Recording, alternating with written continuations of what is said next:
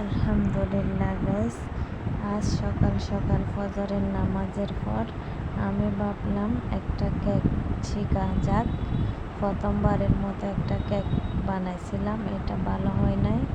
তাই আমি ফজরের নামাজের পর সবাই ঘুমায় থাকা, সবাই ঘুম, তাই আমি একা একা বসে বসে কী করব, ঘুম আসতেছে না।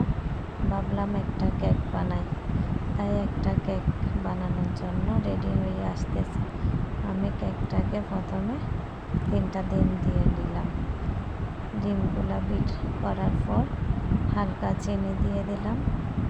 চিনি দেওয়ার পর অল্প কিছু ডানো আর তেল মিক্স করে দিলাম।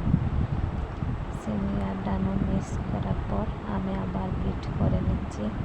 সবাই যখন ঘুম, একা একা বসে কী করব ভাবলাম। নামাজ শেষ করে একটু কোরআন তেলাওয়াত করতে চাইছিলাম, মন ভালো নেই তাই কোরআন তেলাওয়াত করলাম না। আমি বলতেছি একটা কেক বানানোর চেষ্টা করি। প্রথমবারেরটা ভালো হয় নাই, আলহামদুলিল্লাহ দ্বিতীয়বারের মতো আমি একটা কেক বানানোর চেষ্টা করতেছি। সবাই আমাকে সাপোর্ট করবেন, দেখি আমি কতটুকু এগিয়ে যেতে পারি। অনেক কষ্ট করে একটা পেজ চালাচ্ছি, দেখি সবার ভালোবাসায় আর আন্তরিকতায় আমি কতটুকু এগিয়ে যেতে পারি। মানুষ মানুষকে কতটা অবহেলা করে তা আগে জানতাম না, বুঝতাম না। মনে করতাম মানুষ মানুষকে অনেক ভালোবাসে।